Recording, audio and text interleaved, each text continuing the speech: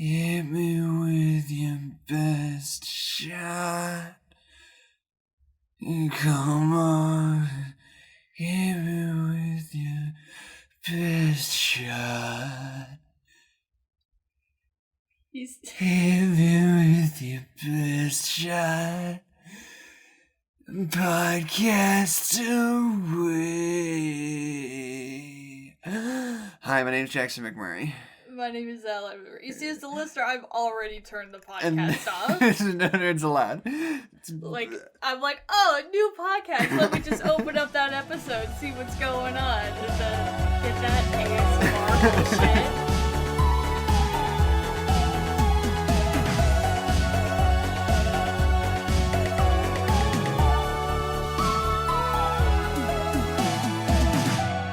No, I wasn't close to the mic. The opposite of ASMR. I wasn't close enough to the mic for that to be ASMR. I can do it ASMR if you want me to. It.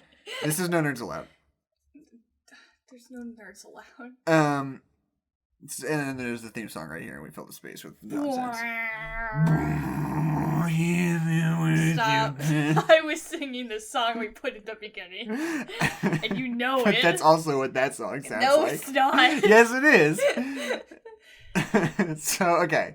Today we are talking about Harley Quinn and the whatever Birds of Prey, blah, blah, blah. You're getting a lot of mileage out of that joke. It's not... What are you even talking about? And then that was saying the full time. Jackson, stop opening bubblies on the podcast. Why? Who cares? We had so much time before for you to open up that bubbly. Oh, people want to know that I'm enjoying myself. Until I was mid-sentence to open up your dumb, sparkly water. I want to crack a brew with the boy. God. Who's me. God. Okay. Birds of Prey, or the Fantabulous Emancipation of one Harley Quinn, is a weird movie. It's really fun, though. A lot of ways. Just in general, right? Mm-hmm. I want to talk about this movie's connection to Suicide Squad. Yeah. Because, it is in a lot of ways... Very similar. Very similar, and it's playing off a lot of the same filmic ideas as Suicide Squad. Yeah. And it's doing so in a fairly conscientious way. But there are some things that Suicide Squad... Excuse me. It's because you opened that fucking bubbly, Jackson. There are some things that Suicide Squad does that even if you're doing those same things, better and well, I still don't like. I don't know. I talked about this in our Trolls episode too, but pop song needle drops are a big deal for me. Yeah, you just hate those. I'm not into it. And especially in this movie, when you've got Daniel Pemberton writing one of the best scores of his career, and every time something exciting is about to happen, you're just let's go Pat Benatar. Yeah, let's do Pat Benatar instead of the guy who's writing incredible music specifically for us. Let's just go ahead, let's stick with old Patty on that one. We can get Barracuda going.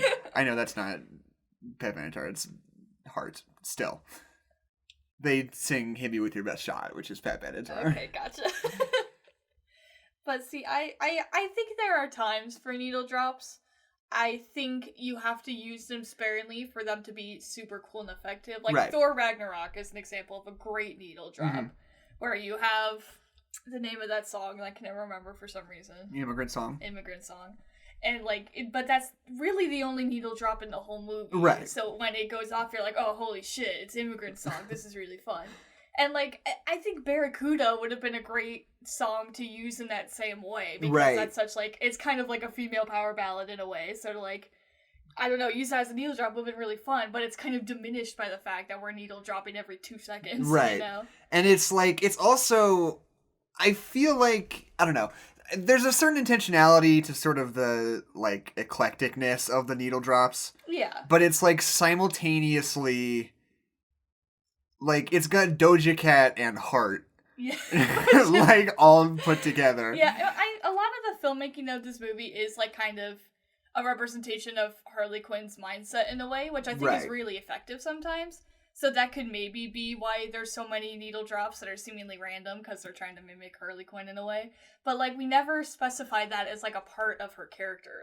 With Guardians of the Galaxy, we established that Peter Quill has a thing about music and is listening to music. Right. So that's like a part of his character, and it makes sense why we're using all these needle drops, because we show him like literally needle dropping himself when he does things. Right. And so I think I don't think the thing that I said is true. I don't think it makes sense for Harley Quinn to be needle dropping all the time because she doesn't care about music in this specific way. No, yeah. I think that a lot of the time, I think that there's a certain cynicism that comes with an overabundance of needle drops to me. Yeah. Because it feels less like, oh, this is a cool song I'm excited to use, and more like, you really like, Heart, right? You like Barracuda? What if we put Barracuda in it? Would it make you like this scene more if we did that? If we put a song you already know and like in there, would you be more excited about it? Remember in Suicide Squad where they just played Seven Nation Army for like 2 seconds for no reason? No, it was like they play like the whole song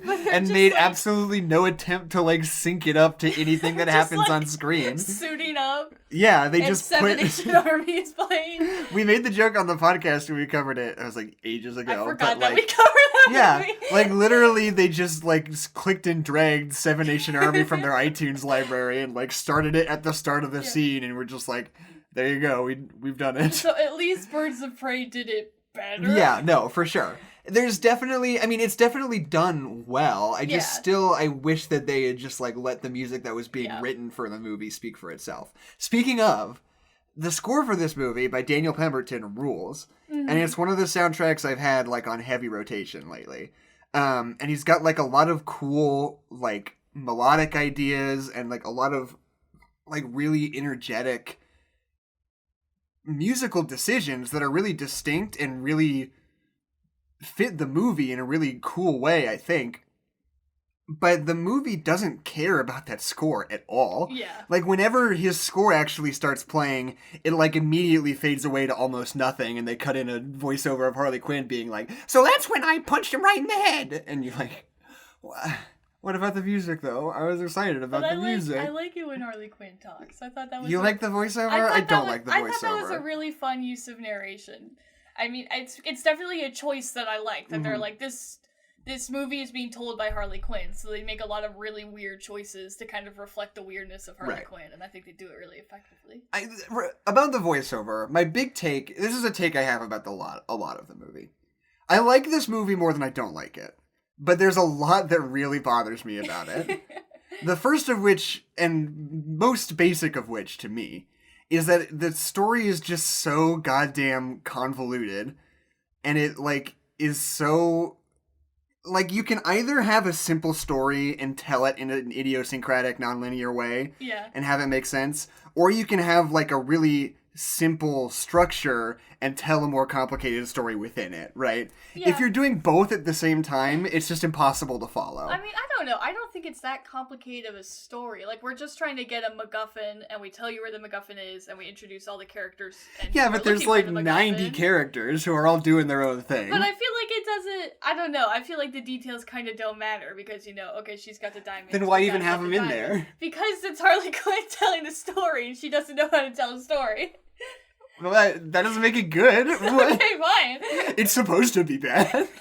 No, I'm just saying, I think the idiosyncrasy... God, I don't know how to speak English. I think the idiosyncrasies work because I don't think the story is that complicated. Right. If you think the story is that complicated, that's just your... I mean, look, it's small not... Neanderthal brain. It's not complicated. It's just overly dense.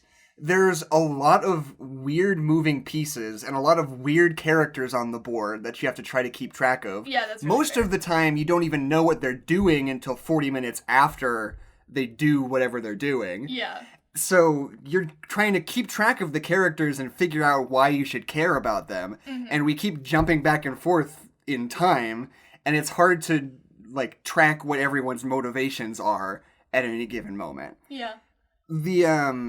I don't know.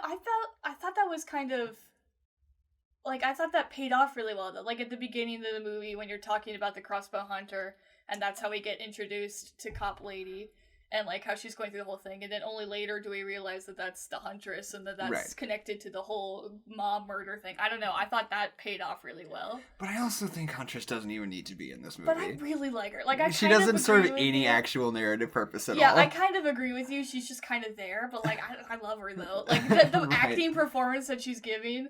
Of, like, this person who doesn't know how to interact with people, but is also just trying to murder people. It's just so good. It's a really good performance. And yeah, there's a lot in this movie that just is there because they wanted it to be. Yeah. And they don't have any real reason for it to be, and it's usually good. Yeah. But it's still just, like, it's just one more thing, you know? Yeah. Well, but I feel like there's always that opposite scenario with, like, movie production, where it's like, we wanted this really cool thing to be in there, but we just decided we can't put it in, so it's not in there. Right. And then, like, you could tell they're kind of upset about it, and everyone's like, oh, that would have been cool. Like, I feel like with this movie, they're like, we're just gonna do it. It doesn't make sense, but I like it, and I want it to be in the movie. And I don't know, I kind of like that. I always think you should cut out everything you possibly can. It should be everything. Lean and mean. But, like, and a great example of that is, like, when she's getting interrogated by Ewan McGregor, and he, like, hits her, and then she, like, has a weird daydream about being a burlesque dancer, and you're like, weird. Okay, like, obviously this is something you wanted. Like, obviously this is something you were gunning for from the beginning, but, like, you gotta have a good, like, Shape of Water called. They want their idea back. And, like, but it makes sense in Shape of Water. Can somebody tell me why Guillermo del Toro is standing outside with a baseball bat?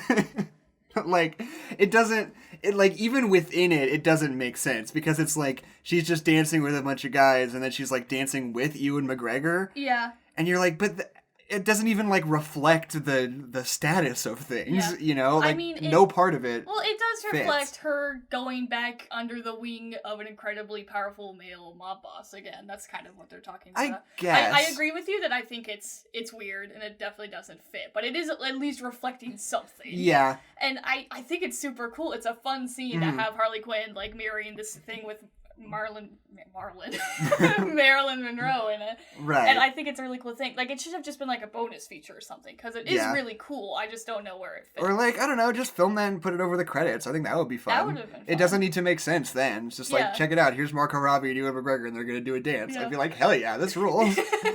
God, Margot Robbie's doing such a good performance, though. Like, I really... Like, she's being able to play Harley Quinn in a different way than she was kind of forced to in Suicide Squad.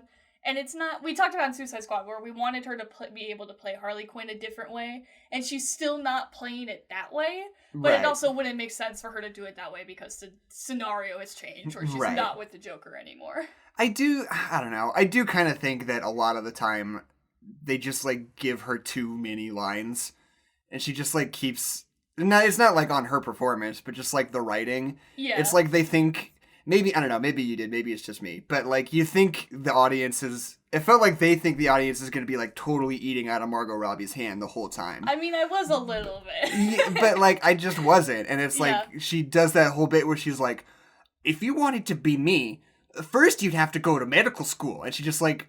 in a single shot, like, talks about her backstory in a fast, annoying way for, 3 minutes. But I think that's just the character, though. I think Harley Quinn never shuts the fuck up. I know, it's annoying. A part of it, but that's just a part of the character.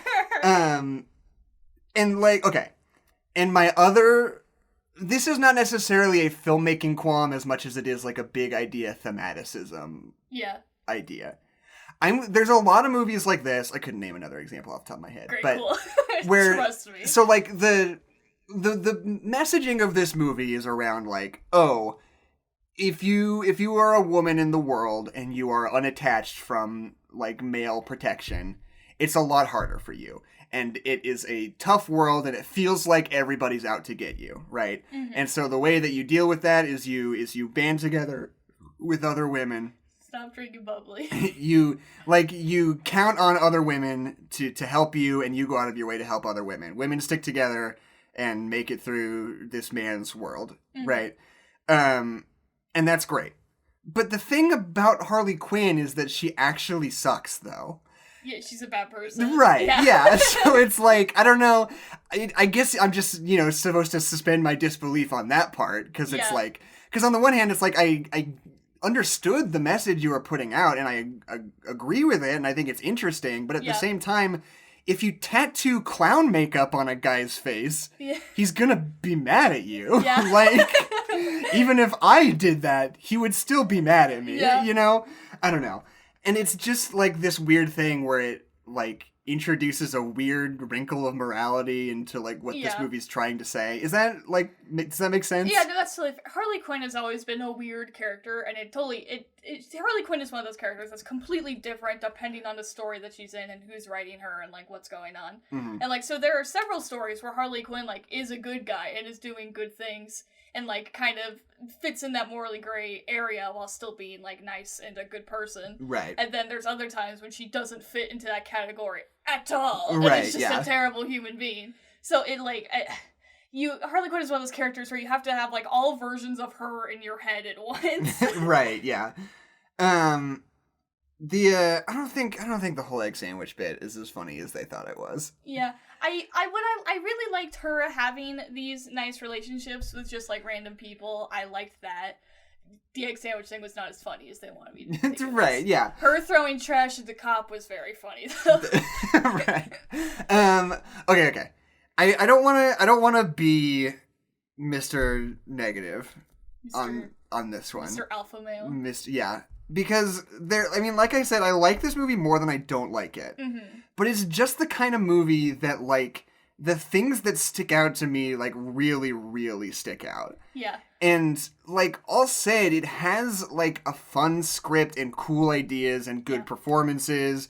And, like, it flows pretty naturally for the most part. And, like, it's super fun to watch, and I like it more than anything else. But I'm just frustrated that it wasn't better, you know? Yeah, no, I get that. That's why I'm, like, picking out the things I don't like about it so much. Because it's so close. Right. I mean, that's just how you are about movies, though. It's also true. You like to pick out the things that you don't like. And that doesn't mean you don't like it. That just means these things bother you. And I guess I'm also just annoyed by the whole wink at the camera, talk to the audience shtick, just in general. I mean, yeah. I'm like, it's not like a deal breaker, but it's like when you have to have a likable enough character to do that, and when you do that, it has to be funny enough to justify itself. It, yeah. Yeah. I think this movie does a pretty good job. I mean, there's only like 2 times where she actually like looks down the barrel of the camera and says something. Which is also kind of weird in and of itself. Yeah, but it's fine. But like they do it sparingly enough that I wasn't like, okay, I wasn't getting like Pinkie Pie vibes where it's like, oh my god, okay. She knows she's in a movie. Oh my god, fourth wall break. Is it 2012? But yeah. The way that this movie handles, like, its fight scenes, like, I said this to you when we watched it, but, like, it feels to me like it's set up kind of like a video game, in it that we're just kind of going, like, set piece to set piece, and then we do things once we're inside that set. But, like, each one of those set pieces is crafted, like, so perfectly for whatever they're gonna do that it's, like, so much fun. Like, she goes to break out of the jail, and the sprinklers start going off, and she does that awesome fight scene in the water. And then they go to, like, the holding area where they're holding all the stolen stuff, and she's, like, throwing cocaine at people and, like, picking up a baseball bat over a chainsaw and just doing, like, fun stuff like that. Like, just every area that they go to is, like, perfectly set up for whatever cool, creative fight scene they're gonna do. Totally. And I have mixed feelings about that fight scene in particular. Because on the one hand, I really like the idea of taking what is basically one extended fight sequence and splitting it up into 2 parts over the course of a non-linear story, you know? To, like, do the first half of a fight sequence and then cut back to the past and then put you back in the second half of it, I think is fun. I think it's a cool idea. But, on the other hand, the first half of the sequence makes no goddamn sense because they haven't explained it yet. Yeah, because they're purposefully withholding the information. And it's a really cool sequence. I know when she comes in with the beanbag gun. Yeah, and she's like shooting guys with the beanbag gun and there's like blue and pink smoke everywhere. And it's a super well choreographed scene. Oh, yeah. But I'm immediately distracted by the fact that I have no idea why she's doing it. Like, what's going on, what she wants, you know? Yeah, I think it's them giving you a piece of candy before they have to sit you down and tell you stuff. They're like, this is super cool. Don't you want to know what's happening? Like, kind of like that. But if you only eat dessert, then is it even really special anymore? Yes. There's different kinds of dessert, you moron. But I wasn't really worried about this being a Suicide Squad flavored mistake again. Right. Until she gets to that part where she's like, I'm gonna be public about the fact that I broke up with the Joker, which I think is a cool character choice in itself. Yeah. But then she drives the truck into the acid factory or whatever it is. Right, yeah. And it explodes in that colorful, like, burst of all those colors. And it looks really cool, like, the way that they did that with, like, all the different colors. It doesn't make any sense, but it's really pretty. Right, no, yeah. And I was like, oh, that's really cool. Oh, is this gonna be the whole movie, though? But then we get to that shot later where the police officer arrives on the scene, and it all looks completely like a normal explosion. Right. And I was like, oh, Harley Quinn was just thinking that. And that's why I was like, oh, that's really fun and cool. I like that. I also like the moment when Rosie Perez picks up the necklace on the floor and is like, I know exactly what happened here. Yeah. I found a necklace with a J on it on the floor. That means that Harley Quinn and the Joker broke up. They blew up. They blew up. Harley Quinn and the Joker broke up. She took this truck, drove it into that toxic waste facility. It's like, okay, sure, fine, whatever. I mean, look, I shouldn't complain about it. I shouldn't complain about it because I already talk about it being over convoluted. Yeah. And we don't need more stuff in it for her to, like, figure it out. But still, it's just funny to me that she just picks it up and she's like, got it. Know the whole story. Anyway. Well, and the one thing... This movie can be heavy-handed at times with what it's trying to say, and I think I go back and forth on heavy-handedness because, like, I always think, like, this is heavy-handed to me, but there's a possibility that to someone it's not heavy-handed, and it's like that's subtlety can sometimes just get lost, and so I kind of understand when they're heavy-handed sometimes. Mm-hmm. But, like, her, like, with the police force, it was just, like, so excruciatingly sexist. I was like, okay, this isn't realistic anymore. Right, yeah. And it's the whole thing with, like, her ex, who's, like, part of the DA or whatever. Yeah. That just made no sense. It's I don't too know much. why she was there. And she was always upset, and I was never sure what she was upset about. Right. And it's like... It's just the kind of thing that there's so many moving pieces, it's tricky to figure out what exactly everybody's doing at every given time. Yeah. And, like, the perfect example is you're like treading water, right? You're like, okay, I got this. And then, Rosie Perez is like, oh, and I'm a tough cop and blah, blah, blah, and whatever. And then she, like, gets a phone call from some character we've never seen before who's like, the diamond is in the blah, blah, blah. And you're like, what? And then it's like, oh, hold on, let me rewind a little bit and explain her whole deal. And you're like, God damn it. After you're done with that, I'm going to forget Rosie Perez's whole shit, and I'm going to have to try to catch myself up again once we get back there. I think there's that whole sequence where it's like, oh, here's Black Canary, she's a singer, and then she talks to Harley Quinn, and then she almost gets date raped, but then she saves her, and then... Because Roman saw that, he's like, hey, why don't you come be my driver? It's like, how about she was his driver? Like, that would have worked. Well, and it's like, you saw her beat up some people. How does that in any way mean that she's good at driving a car quickly to escape situations? Like, she's not Baby Driver just because she punched a guy. Right. Baby Driver punches no one. Yeah.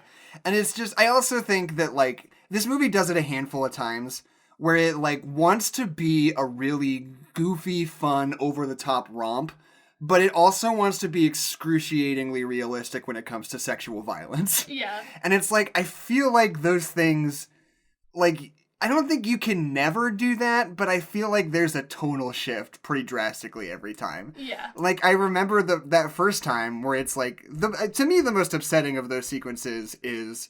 when Harley Quinn is, like, super drunk and that guy is, like, about to rape her and, like, put her in the back of a van or whatever. Yeah. And you're like, that's fucked up. And it's, like, upsetting to watch and you're not having a good time by design. I and think... then Black Canary shows up and it's like, oh, what are you doing here? And then it's, like, Motown needle drop cue and it's, like, beating the shit out of this rapist. And you're like, I mean, that scene is less worrisome to me because Black Canary is there, and she's pretty much there the whole time. I'm like, oh, Black Canary's not going to let her get date raped, so there's no fear there. I would argue the scene where Obi-Wan Kenobi forces that girl to strip is way more disturbing. I don't even think it's disturbing because I'm just taken out of it by the fact, like, how completely unnecessary it is. Yeah.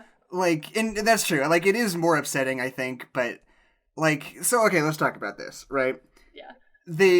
This is the worst scene in the whole movie, I think. Can you agree with that? I mean, the two scenes that I don't like in this movie is that scene and the scene where the family gets their faces cut off, because I just think that scene's too much. Right. I don't like that scene. I kind of like... See, I don't know. I like the gag of, like, having someone cut off somebody's face and, like, not, like, show it, but, like, tactfully edited around it. I thought that's like cool in a vacuum. I just don't feel like it fits in this movie. Yeah, I mean, it's showing that one guy's a psychopath, and that's fair. Right. And it's showing that Obi-Wan Kenobi is like a sociopath, kind of, and that's right. fair. Like, it establishes their characters well, it's just icky, and I don't like it. Right. But anyway, later in the movie, Roman Sionis is Ewan McGregor's name. He finds out about something that he doesn't like. I don't remember what it is. Somebody has the diamond or something. It's that Harley has the diamond. Harley has the diamond. He's like, oh, I'm super mad. So he just, like, finds some random woman at his club and, like, is like, get up on the table, dance, take your clothes off. I want to rip her dress off with a knife. And it's, like, this really upsetting, like, scene of sexual violence perpetrated on this woman we have never seen before, we will never see again. It's a sequence that has absolutely no bearing on anything. It doesn't even like illuminate anything about any of the characters involved. I genuinely think it was just because you could have been having too much fun with the villain that they're like, you're having too much fun with the villain. Let's remind you that he's a terrible person, and then they just do that. It's like that. Okay, it's like there's problems with making like too fun of villains, because if the villain's too fun, you kind of lose a little bit of sympathy for the character, or like a little bit less sympathy for the conflict as a whole. Right. Because like if the villain isn't evil, then what are we even doing here? So I think they were like, we're having too much fun. Ewan McGregor's having too much fun as the villain. We need to remind you that he's a terrible person. Yeah. And it's just they just do it in a way that I don't like. Right.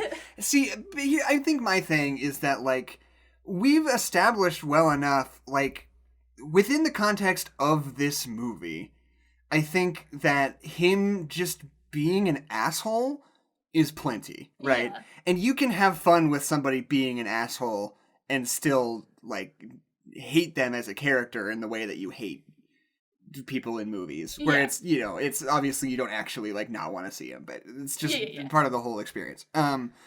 They're a cad and you boo them. Yeah.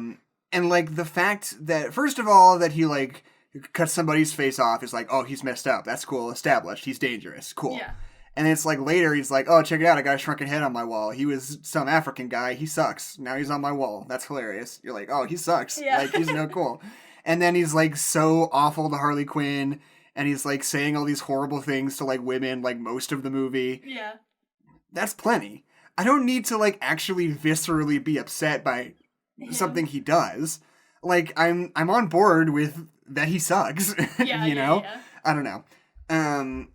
But also, like, Ewan McGregor, if we end up doing weird coronavirus Oscars this year, he's gotta get Best Supporting Actor.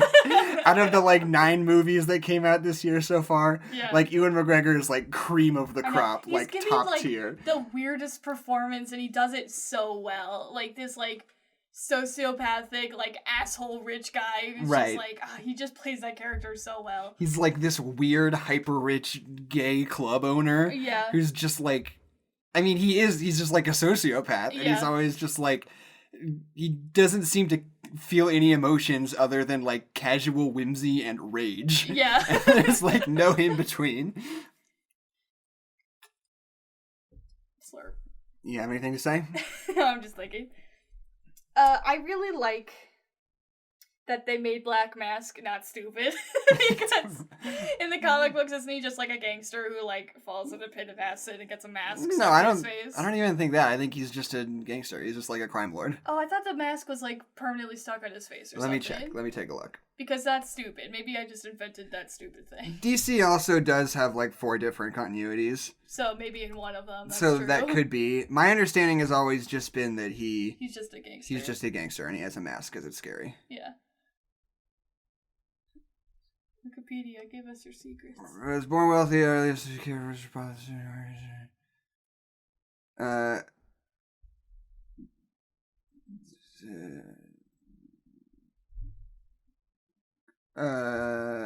it looks like he just had a messed up face from like a childhood accident, so he wears a mask a lot. Oh, okay. Which is like fine. That's okay. just an excuse for someone to wear a mask. Right, yeah. But they make it not stupid. So when he does wear the mask, it's like, oh, cool, fun. And it's not like he's not the Phantom of the Opera. The way it was described by Wikipedia, it sounds like, his rich parents were, like, so ashamed of his messed up face after he got attacked by a raccoon as a kid. So they, like, made him wear a mask, and that's what turned him evil. Yeah. Because it was the 50s and everything had to be super melodramatic. Yeah, let's see. We talked about the sets a little bit, and like two sets that I really love. I really love that set at the end where Ian McGregor explodes, where they're just on the dock in the fog and like the statues are there. Like that's really fun. I like that. And the end set in the abandoned carnival, because it's Gotham, so there's 1,200 abandoned carnivals. Right. Like, it's really fun, and I understand that it doesn't make sense, but, like, it's so pretty and so cool, and the choreography and, like, the character interactions that are going on are so fun and cool that, like, I don't care. The movie's like, I don't care how we got here, but we're here now. And I'm like, great, me too. The fight choreography in, like, especially that big scene in the, like, confiscated evidence warehouse. Yeah. Which is, like, so, like, John Wick, Chad Stahelski, David Leitch inspired. In a way that, like, a lot of movies are now. Oh, yeah, totally. But it just, first of all, I think it's fascinating that it really speaks to the, like, just the genuine influence that John Wick has had, in the sense that a movie like this looks like John Wick now. Yeah. Like, just that, like, clean, economical, like, wide shot fight choreography where you can clearly see that the actors are doing the choreography themselves. Mm-hmm. And it's, like, really realistically choreographed, you know? Yeah. While still being exciting and physical. It's just, it totally works. I think the fight choreography in this movie is great. Oh, yeah. The thing that I don't like about it, though, is that, we talked about this earlier, is that one of the things that makes sort of the John Wick-inspired fight choreography so powerful a lot of the time, I mean, besides the fact that it's just good and you've got, like, a wider shot and you can see the whole thing really clearly, is also that, like, a main part of John Wick is seeing Keanu Reeves, like, get the shit beat out of him. Like, he's not like that's what you've always wanted. Right. But he's not like a cool assassin who just, like, takes out everybody. Yeah. He, like, it is hard, and he gets the shit beat out of him, and you see him, like, get hurt throughout the fights. It's him being hurt and still fighting that makes it that much more exciting. Mm-hmm. They do it so great in, like, things like Daredevil. They do it so great in Mission Impossible Fallout. Like, there's so many movies that are so based around, like, guys, like, really taking hits, you know? Mm-hmm. But one of the things that people never want to do when they're making those kinds of fight sequences is they never want to let women take hits like that. Yeah. Atomic Blonde is an incredible movie, and that is what it does really well. Like, Charlize Theron gets her lunch handed to her, like, a whole bunch of times in that movie. And it, like, really and truly is like a John Wick, Daredevil, Mission Impossible fight sequence where it's like she's like bleeding and gasping for breath and like limping around while still like punching guys and stuff. And it's the only movie I've ever seen that has like had the courage to actually do that with a female fighter, you know? Even John Wick 3 they have Halle Berry show up for a little while and do a sequence, and she totally doesn't like get hit ever. Yeah, like Keanu Reeves is getting the shit pounded out of him, and then Halle Berry like shows up and kicks some guys, and you're like, those are some pretty cool kicks, I guess. But like, and it's just got like dogs and stuff, whatever. Yeah. I mean, this movie I agree, that's definitely a disproportionate amount, but like there are some good hits, and Harley does get knocked around a lot. But yeah, I agree with you, not to the amount of a John Wick or a Mission Impossible. She gets knocked around like twice. But that's more than usual. It's more than other girl fighters. And she's like third act of a superhero movie, roughed up at the end. Yeah. She's got like soot on her face and a cut on her forehead. I love she's wearing the sunglasses and a baseball hat. Yeah, right.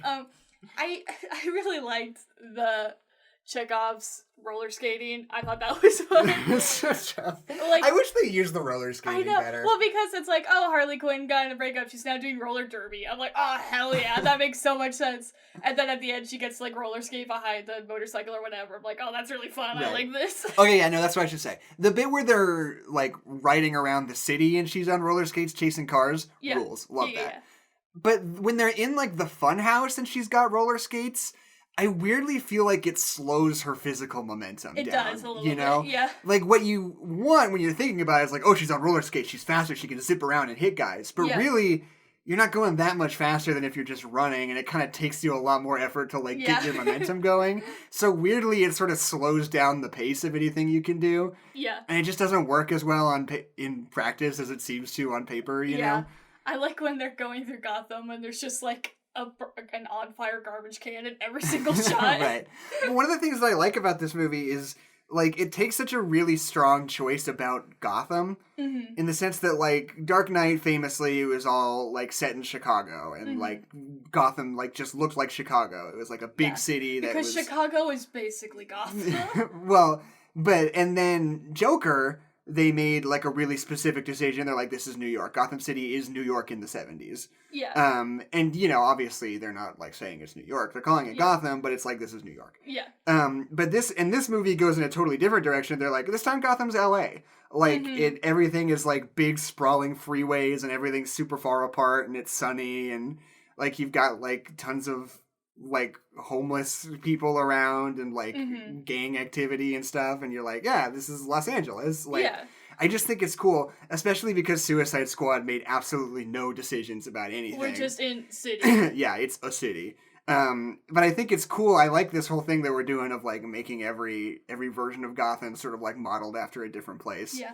I studied in LA is really a smart idea, because I absolutely love that scene where they have that chase through, like, the outdoor mall, like, area. Like, that's the coolest shit ever. I almost wonder what Matt Reeves is Batman, if they're gonna do anything cool. If they're like, it's London this time, or, like, what else? I don't think London's known for crime. It doesn't have to be somewhere known for crime, just, like, a big city. I think that's definitely a part of it. But because Gotham's supposed to be a shithole. Right.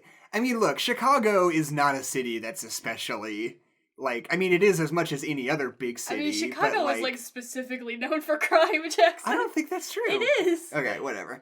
But, like, I don't know. But my point is, like, Los Angeles is a place that's known for crime, and New York in the 70s is known for crime. That's one of those things that's, like, when you hear stories about what New York was like in the 70s, it's like, what the fuck? Yeah, every single cop was on cocaine, and if you murdered someone, you could just give them $20. Yeah. And, like, that's it. And it's like, everything just seemed so shitty and whack in New York, and everything, apparently there was, like, in 1977, there was, like, a heat wave, and the entire city just, like, lost power. Yeah. And it was, like, the purge. And you're like, what the this happened? Like, this was real life? Why did we, like, let New York exist after that? I know, why didn't we burn New York to the ground? And it's so funny, and that's always the joke. People are always like, oh, New York sucks now. Yeah. Like, I missed when it was horrifying. Like, I just think that's so funny. But it's like, it is also, like, equally crazy that we, like, rehabilitated it somehow. Yeah. Like, that, you know, not that New York is, like, perfect now, but, like, that we, like, did something about it, and now it's, like, kind of regular. Fixed it? Yeah, I don't know. It's just so crazy. I think in this movie, the whole bit where, so, like, Cassandra Cain's, like, this little girl, and she's a pickpocket, and she eats the diamond, and the, like, big conflict of the third act is they're just trying to protect her so that Roman doesn't, like, kill her to get the diamond that's in her belly. Yeah.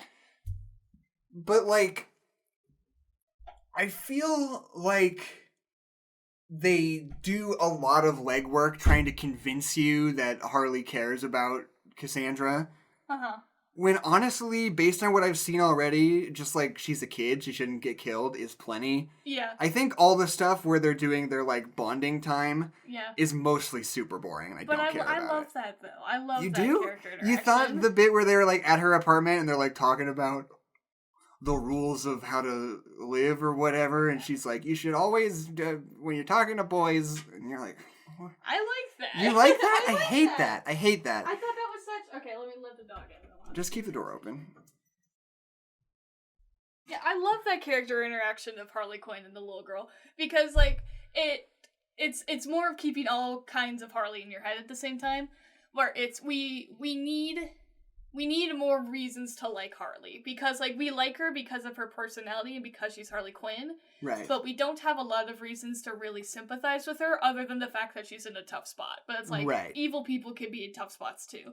Right. So like we need more sympathy for her, and I think that really builds that relationship and builds that sympathy. But then when she kind of betrays Cassandra, I think it also speaks to Harley Quinn's like mindset. Like she's like, I want to be a good person, but I literally can't, so whatever. Right. I don't know, I just think that whole bit is, like, boringly written. And, like, it just doesn't hold my attention. I don't know. Like, especially in a movie like this, where, like, so much of it is, like, pitched at a 10 so often. Yeah. When you go here and it's, like, a 5.5 for, like, 20 minutes, and you're, like, they're just, like, talking to each other about, like, I don't know, like, how to... I don't even remember what they talk about. Well, what are they talking about? She's talking about, like, how to do crime and stuff. Yeah, stupid. I liked it. I like that character interaction. I don't. I mean, I like character interaction stuff, so I really like when they're just, like, hanging out and talking, because you've built so many strong characters, like, having them interact is really important. Like, with the guy that owns the restaurant below our house, and he's like, this is my favorite person, he's the only person who cares about me. Like, I love that. Yeah, I guess. I mean, I don't know, I like that old guy too, like, he's fun. I'm trying to put my finger on exactly what it is I don't like about it. I mean, I guess that's all I can really say, is that it's just weirdly low energy, and I was not engaged by the writing. I don't know, I shouldn't try to defend myself more, that's exactly how I feel. I mean, I love that set so much, and I love, like, the hyena so much. The hyena's good. I wish they got more mileage out of the hyena. I wish they did more things with the hyena. What's the deal with that beaver? I don't know. Why does she... Just and it's not even like a gag. Yeah. She just has a, like, taxidermy beaver. Yeah. Which, maybe the joke is that could be a word for vagina and feminism. No.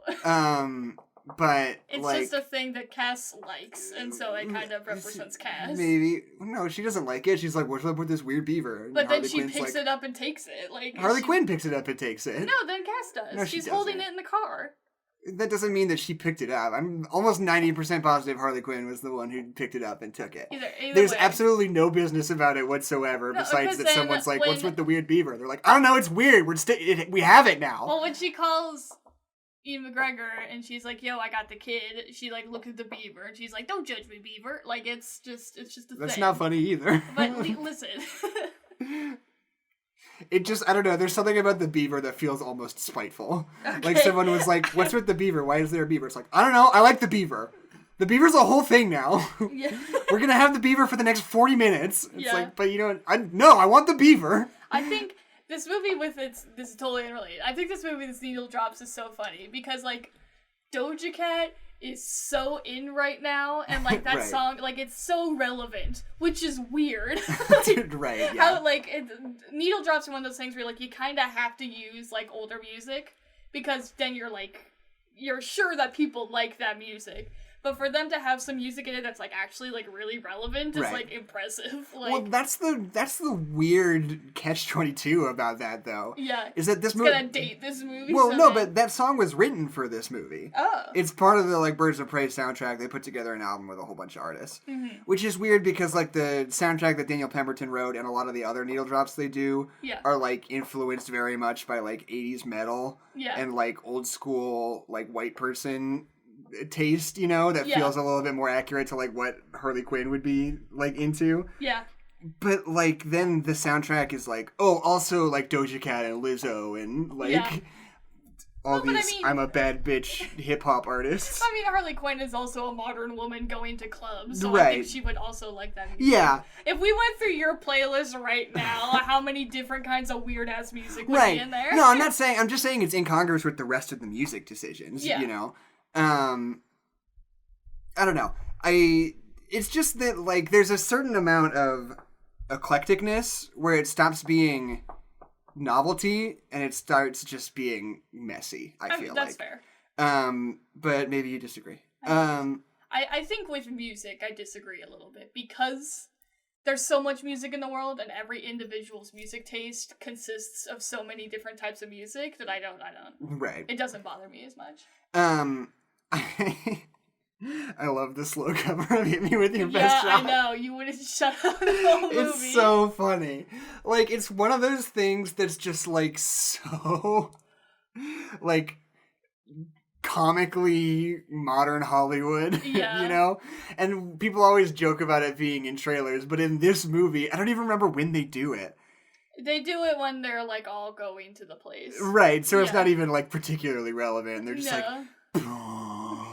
hit me with your best shot. Yeah, I know. It's just so funny I to just me. think when you do that, like, that can be a really cool thing, and the reason why modern Hollywood does it so much is that it can be really cool, but you have to be really specific with the song you use. Like, in Age of Ultron, when they do that with No Strings on Me, it's, like, the dopest shit ever. Well, but here's the thing, is that is very much a trailer technique, right? Yeah, yeah, totally. And it works really well in a lot of trailers, but, like... the only other people I can think of who do it in the movie is in Power Rangers when there's that slow cover of Stand By Me. Yeah. Which is also hilarious. Like, that is just not something you should do, I feel if like. they did it in Power Rangers, you probably shouldn't do it. That's a good rule of thumb. But, like, I don't know. And it's just... Oh, Franklin. Where's your toy? Kicked out. I shouldn't, like, throw it, because he's just going to take it back. Yeah, but if you hold it, he's going to bark also. What was I talking about? Slow covers. It's just hilarious. It's so funny to me.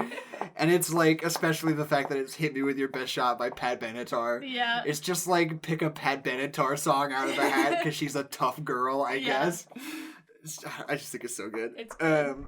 Why wasn't there any Paramore in this movie? Because Paramore's not as popular as you think it is. People really like the Paramore's new album. But like, what was I just about to say? Man, I really hope that Mike doesn't think that. What the fuck are you doing, Franklin? I had a follow up to slow cover discussion, but I forgot what it was. If they do it in Power Rangers, you probably shouldn't do it. It'll come back to me later. Do you have something else you want to... Let me look at minutes. I really like that Obi-Wan Kenobi explodes. I think that's fun. That is funny. Because there's something so perfectly... It, like, is a total, like, de-escalation of the stakes in a way that doesn't feel like it's ripping you off, you know? No, it feels really cathartic. And the fact that he explodes... Yeah. And it's just like, another layer onto that. Right. Because I feel like the versions of that are, like, either... he like explodes and you're like, oh, that was it? Like, they just blew him up? Like, that was dumb. Yeah. But it doesn't feel like that. There's something about it, like, the timing of it is just such that it happens at exactly the right moment that you're like, that's hilarious. Yeah. Like, I totally, like, I was expecting something bigger, but then it cut me off and it just did that. Well, and I'm not mad about it. I just think it's funny. Well, because it's the fact that they established that she's just pulled a grenade and you're like, oh shit. And then you see Harley Quinn, like, grab her and, like, push him off the dock. And it's the fact that he explodes, like, halfway off of falling off the dock. Right. It's just so funny. You see just, like, his chunks, like, fall into the water. Because you kind of expect him to just, like, fall into the water and then have you, like, boosh. But no, the fact that he just explodes right before he hits the water is so funny. Another thing that I think is cool about this movie is that a lot of the set pieces are, like... You know, they're very, like, set-based. There's, like, these big, quirky ideas that they're playing with, and there's staging choreography within the space, you know? Yeah. But it's also not super, like, gag-heavy, you know? Yeah. It, like, especially in the Funhouse, it would be so easy to, like, spend, like, 3 minutes on some House of Mirrors bullshit. Yeah, and we only spend, like, a second on some bullshit. But it's not even, like, it's not, like, in service of a whole big gag, right? Yeah. It's like the choreography, there's a moment where she can't figure out where the guy is, but then the guy comes up and they keep fighting, you know? Yeah. It's like a moment in a broader... like, piece of choreography, as opposed to being like, oh, and now she's gonna run around and slap guys with the tongue for 20 minutes, you know? Like, it's not totally based on... This isn't Cat in the Hat. Right, yeah. What are we at on time? Let me just check super quick, because So we gotta kind of fill some time a little bit, but I've talked about it. We can have a shorter episode. We've had some like long episodes. Right, that's true. And we'll have 3 guest episodes coming up, and I'm sure those will all always run going to long. be long. Yeah. I already talked about how I want women to get beat up in action movies. Yeah. You talk about how you hate women. Right. And that you're an alpha male. Yeah. And I'm an alpha male, and I'm glad that we didn't spend really any time on this movie. I wanted to bring this up at the beginning, but I forgot. But like, whenever we're covering a movie like this that has sort of become a shitstorm in its own sense, I don't want to spend too much time talking about lame bad faith criticisms, you know? Yeah. I just don't want that to fill the airtime. We're gonna do Last Jedi eventually. I don't want to do that then either. Yeah. And like, there's, you know, and that'll always be a thing. Yeah. I'll only talk about the bad faith of The Last Jedi in response to The Rise of Skywalker because I feel like it's very relevant. But well, like, yeah, but that's different. I don't want to be like, oh, people said that they Some people think this. Yeah, but, I don't want to. I don't want to spend so much time because you already know what people think. Yeah, you're a person in the world. Right. We're just saying what we think. Yeah. I mean, like, I was gonna say something. I forgot what it was. I was just thinking about this a lot the other day. That, like, last time we went into a hot topic, months ago now. Are you talking about, like, an actual hot topic or, like, a store hot topic? Like, no, the store hot topic. Oh, okay.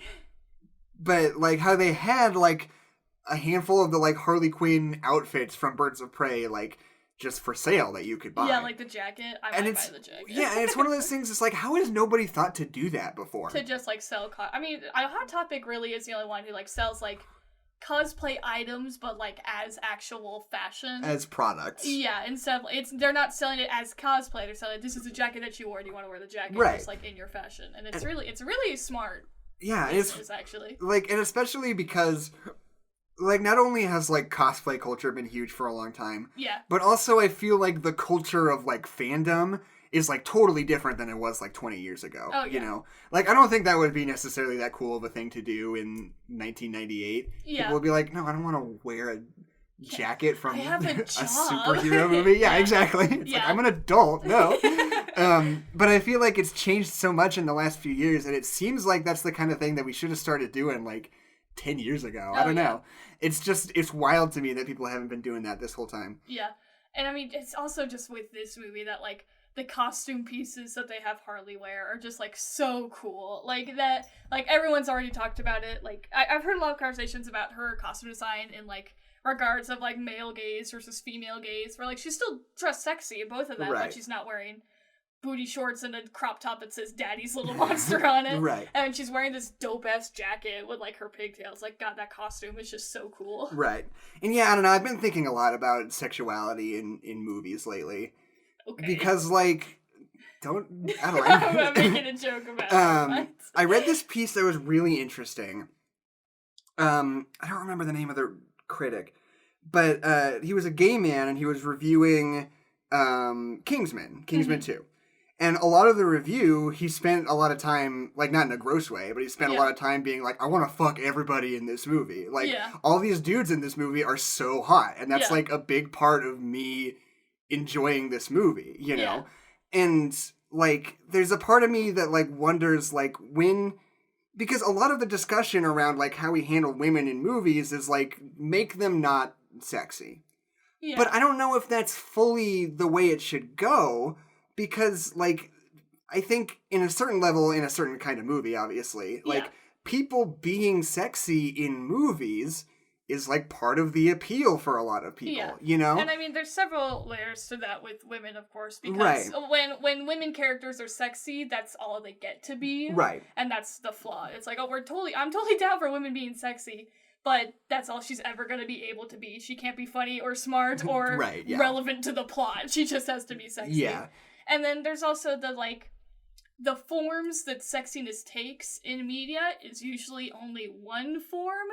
And it's the male gaze gross version, where it's not flattering to the woman and it's just about her boobs and her ass, you know? Right. Like, but the thing that, what I'm thinking about is more along the lines of, like, different things are sexy to different people in different demographics and different sexualities, right? And, you know, if we're targeting different people for different movies, like, I think it should be a little bit more normalized to just, I mean, not that it isn't already, but, like, I don't know, it's one of those weird doublethink things where it's like, people are trying to change it to make it this, but I'm saying, oh, you should be normalized in that culture, whatever. Yeah. I mean, I'm thinking about Thor Ragnarok, because, like, right. Thor is hot, and Thor has always been hot, but, like, oh god, what's her name? The lady in Thor Ragnarok. Are you talking about Valkyrie? Yes, Valkyrie. I couldn't think of the word. And, like, Valkyrie is also, like, hot. Like, right. It's, like, but she's also fully clothed and a woman of color and doing stuff. Like, but that's the weird thing to me. Not to, like, this is a weirdly sensitive subject to talk about on a public podcast, but I don't know. If I feel weird about it, I'll cut it out. Cool. I don't think I will. But, like, to me, what I'm thinking is, like, things like Valkyrie and Thor Ragnarok, or, like, basically anybody in Birds of Prey, is that the kind of sexiness that it is one that appeals much more to, like, a queer demographic, right? Yeah. And I'm just thinking that, like, obviously not every movie should be tailored to everybody, or especially, like, not every movie should be tailored to the straight male perspective, but I think that saying something is cool or not cool depending on how modest the clothing is feels weird to me. Yeah. Because if, being sexualized is being sexualized, and I think there's a version where you can have something be sexy to a straight male audience without being degrading, you know? And that there's just a balance between a lot of different things, Yeah. And, like, I mean, basically what it comes down to is I feel like sex appeal is important in movies in a lot of different ways, and I feel like that I don't think women should never be sexually appealing to straight men in movies.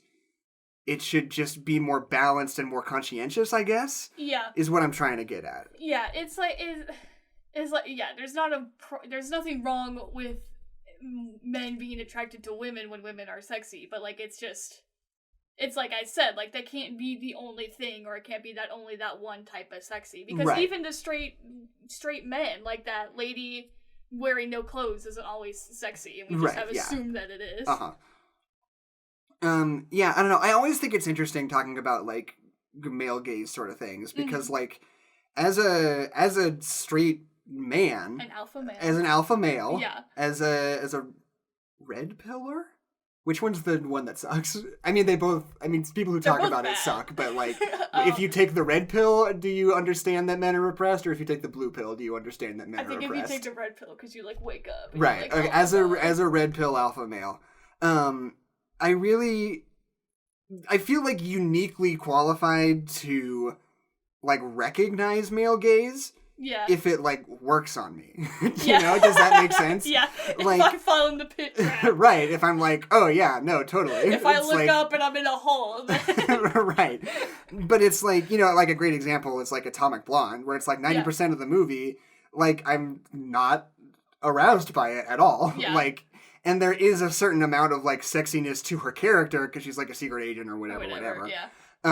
But, like, and not that Charlize Theron isn't a beautiful woman. Yeah. But, like, as it's going on, as it's being filmed, I personally, a straight man, don't feel anything sexual about it.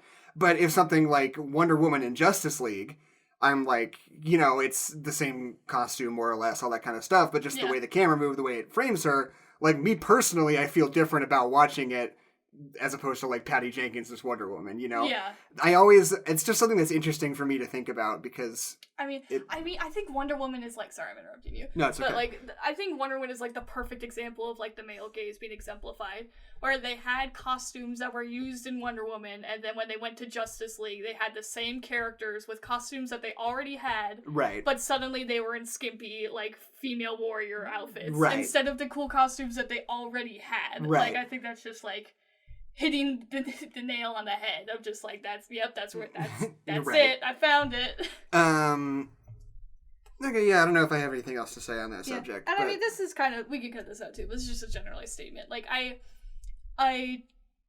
there's definitely, like, men are sexualized also, and there's also problems with, like, males' body image and, like, all these things too. But, like, that's not what we're talking about. Yeah. Like, like, I hate when I'm talking about a topic that's specific to women and people want to bring up the men's side of that issue. Right. Because I acknowledge that's there and it is also a problem. but that's not what I'm talking about right now, so why would you interrupt me to talk about men's problems? And yeah, but I feel like it is also sort of part and parcel in that, like, thing I was talking about like, Kingsman, you know? Yeah. And it's like, you know, I think that, I don't know, there's just a lot to unpack when it comes to, like, sex appeal in movies. And there's a history here. But there's, like, so many different angles and perspectives to think about. Because I think about, like, Channing Tatum in Kingsman 2, who basically serves no purpose except to just, like, hang around and, like, be pretty, you know? Yeah. And, you know, he is, like, a character, kind of, but he's not, like, important in any meaningful way. Yeah. He's just, like, another hot man in this movie about hot men, you know? And it's just, I don't know, it's so interesting that it's like, when do things come back around? Is that a problem still, or is it different? And how does the way we apply it to men in this instance apply also to how we might apply it to women, you know? And, like, because, like, with the sexualization of just people in general, like, the way that men are sexualized is way different than the way that women have been sexualized. Right. And that's, people talk about that all the time, where it's like, even when men are sexualized, it's still the male gaze of, like, this, like, perfect embodiment of being muscular and, like, powerful. And then, like, how that's, like, not attractive to women. And yet that's what we're forced to see, what men are forced to look at, and when they don't look like that. And it's just, it's interesting. Like, it's all tied up in things, and you get to things of, like, history, and, like, what is there more of, and, like, how is it perpetrated, just, like, stuff like that. But, like, if I'm talking about a specific issue, like, don't bring up men things, because I know about those things, and I'm also kind of talking about that things, but don't be like, men also! I'm like, yes, I know also. It's not what I'm talking about.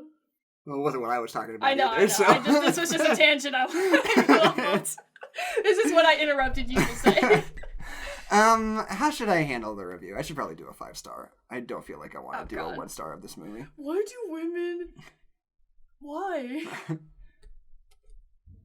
And that's another thing that I think is hilarious, because I read a lot of comic books. Yeah. And in the last, like, 10 years, like, obviously there's been such a huge movement around, like desexualizing, like, female superheroes and, like, drawing them more, like people. Like, like, not just, like, weird fetish sex objects, you know? Yep. But the thing about that is that now in the 21st century, all the comic books that are written and drawn by women have, like, the sexiest women imaginable in them. Well, yeah. I mean, it's, like, constantly. And, like, all the men are, like, very much more, like, not across the board, obviously, but, like, much more toned down, respectful, and, like, conscientious of how they're drawing their women. Yeah. And then all the female creators are, like, titties! Like, just, like, everywhere. I mean, and it's a double standard, but, like, I do think it's, like, I don't know, like, as a woman, if I want to draw a woman sexy, I feel like that's different than a man drawing a woman sexy in either way, because it's, like, my body versus, like, somebody else fetishizing my body, you know? Like, I don't know.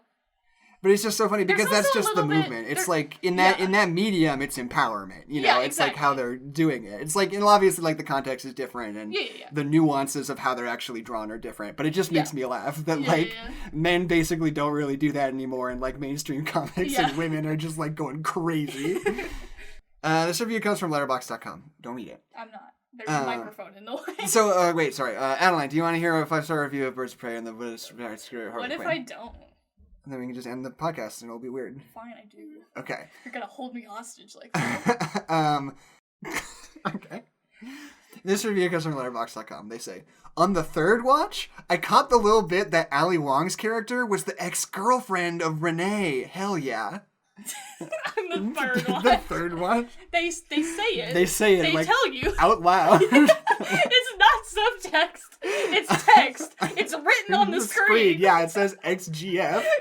Literally on the screen. I think there's like hearts and stuff too. That's just you being like heteronormative. That just paints you poorly. My name's Jackson. My name's Adeline McMurray. And this is Jenny. I don't have a lot. I don't think actually.